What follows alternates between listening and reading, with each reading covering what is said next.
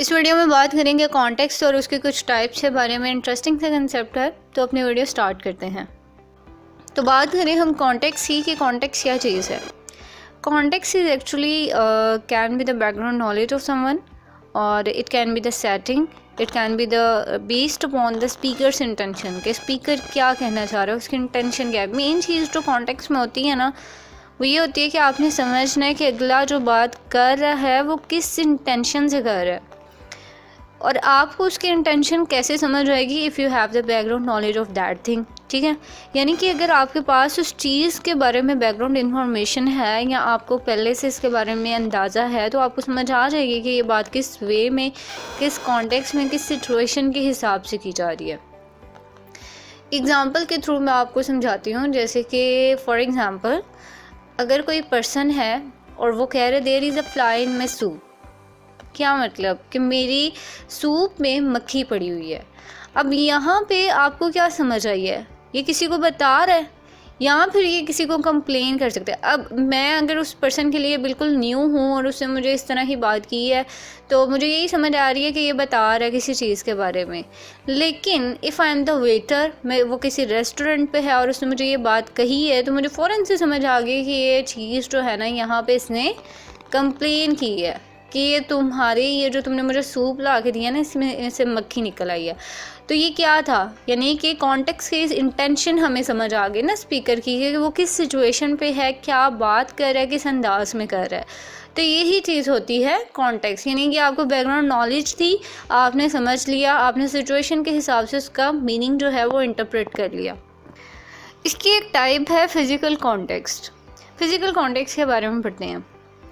A physical context means speaker and hearer both are in one place. It means that things are physically present. आप किसी के साथ conversation कर रहे हैं, कम्युनिकेशन हो रही है।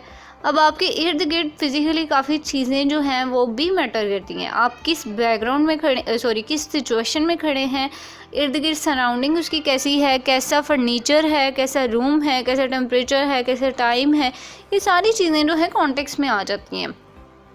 अब देखिए, इसमें बहुत चीज़ें जो हैं वो आपकी बात, मतलब एक पर्सन के बारे में बता देंगे। आप किसी से मिलने जा रहे हैं, वहाँ पे एक रूम है, वेल ऑर्गेनाइज्ड है, फर्नीचर है, सब कुछ है, मतलब एक बड़ी अच्छा सा इंप्रेशन आपको पड़ रहा है उस चीज़ को देखकर।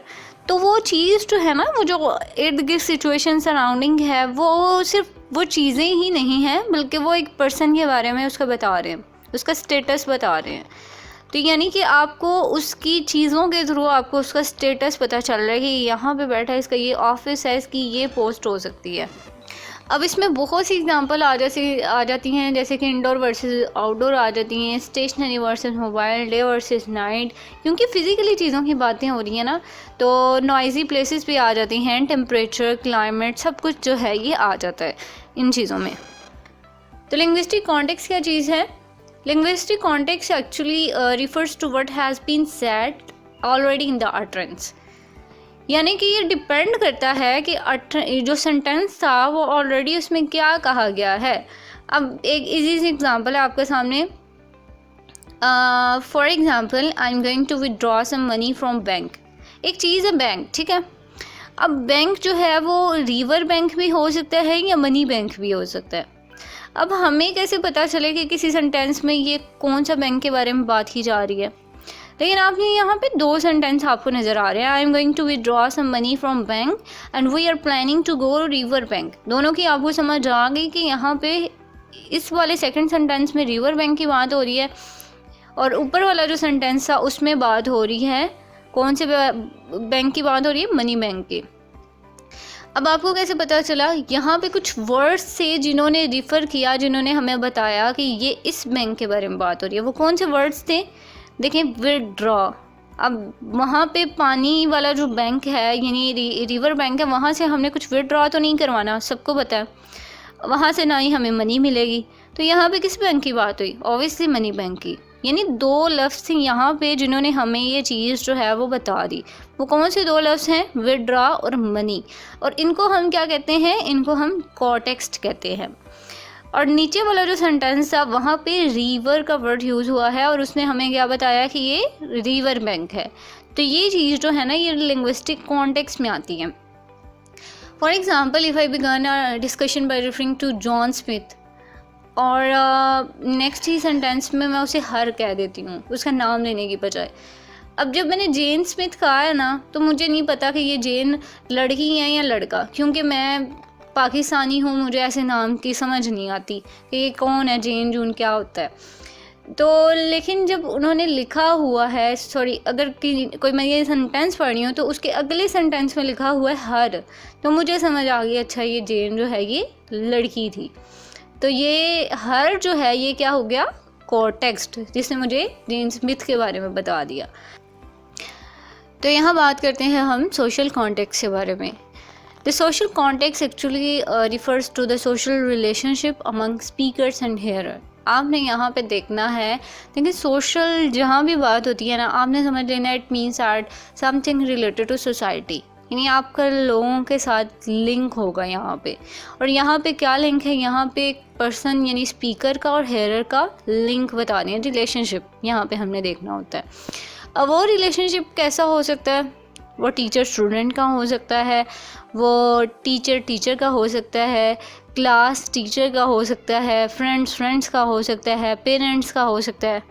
यानी जो भी बात होगी ना, वो हमने सोशल कॉन्टेक्स्ट के हिसाब से उसको लेके चलना है। कॉन्टेक्स्ट के बारे में तो आपको नॉलेज होगी ना, अगर नहीं है तो आप मेरी वीडियो देख लीजिएगा। अब यहाँ पे ना एक और चीज़ आपने समझनी है, social context can be the influence how someone perceive something, यानी कि एक पर्सन जो है वो चीज़ों को किस तरह से ले रहा है, depend upon the social context. Let's suppose कि मैं कुछ खा रही हूँ और मेरे इर्द गिर्द लोगों का जो मतलब बिहेवियर है, सोशल रिलेशनशिप मेरे उनके साथ बिल्कुल ठीक नहीं है, तो मुझे उस फूड का भी टेस्ट नहीं आएगा। मेरा दिल करेगा कि यहाँ से बस जल्दी जल्दी उठ जाऊँ और चलूँ, इन लोगों में से निकलूँ किसी तरह से। तो ये चीज़ जो है ना, ये भी सोशल कॉन्टेक्स्ट में आती है। अगर आप बहुत ही हेल्दी इन्वायरमेंट में बैठे हैं, बहुत ही अच्छा आपको माहौल लग रहा है, लोग बहुत अच्छे लग रहे हैं, तो वहाँ पे आपको हर चीज़ अच्छी लगेगी, इवन आपको फूड का टेस्ट भी बहुत अच्छा लगेगा। तो ये कंसेप्ट था सोशल कॉन्टेक्स्ट का। Epistemic context actually refers towards speaker's know about the world, यानी कि एक स्पीकर को क्या नॉलेज है वर्ल्ड के बारे में। अब यहाँ पे ये नहीं कि पूरे वर्ल्ड की यहाँ पे उसका हम जनरल नॉलेज चेक करने लग जाएंगे कि ये वर्ल्ड के बारे में क्या जानता है। It doesn't mean that, it means that कि आप की जो फील्ड है, आप समझ लेंगे कि part of it can be the part of specific field we can understand. ठीक है, we can understand a business क्योंकि हमें उसके बारे में नॉलेज ही नहीं है। अगर मैं बीबीए की स्टूडेंट नहीं हूँ, मुझे कैसे पता है कि ये बीबीए में क्या हो रहा है। अगर मुझसे आगे कोई कोई टर्म पूछ लेता है, मुझे नहीं समझ आनी ना, क्योंकि मैं उसकी फील्ड में नहीं हूँ, मुझे उसके बारे में कोई बैकग्राउंड नॉलेज नहीं है। अब यहाँ पे देखें ना, for example words background knowledge is hear by the speaker is part of your epistemic knowledge, यानी मेरा बैकग्राउंड नॉलेज यहाँ पे लिंग्विस्टिक से रिलेटेड है या मेरा लिटरेचर से रिलेटेड है, तो मैं ऑब्वियसली उसी में बात करूँगी ना। अब मुझे नहीं पता कि ये बाकी फील्ड्स में क्या हो रहा है। मेरे साथ कोई अदर फील्ड का पर्सन आके बैठ गया है, MBBA का या MBBS का या फिर किसी भी चीज़ का, तो वो मेरे साथ अपनी बैकग्राउंड नॉलेज शेयर कर रहा है कि हमारी फील्ड में ये होता है, ये टर्म्स हैं, मुझे नहीं समझ आनी क्योंकि मेरी वो नॉलेज नहीं है, मेरी वो फील्ड नहीं है। लेकिन इफ़ द पर्सन कम और उसकी जो फील्ड है वो मेरे से रिलेटेड है, लिंग्विस्टिक है या लिटरेचर है, तो मेरी और उसकी कन्वर्सेशन बहुत फ्रूटफुल रहेगी क्योंकि हम दोनों सेम बैकग्राउंड नॉलेज शेयर कर रहे हैं।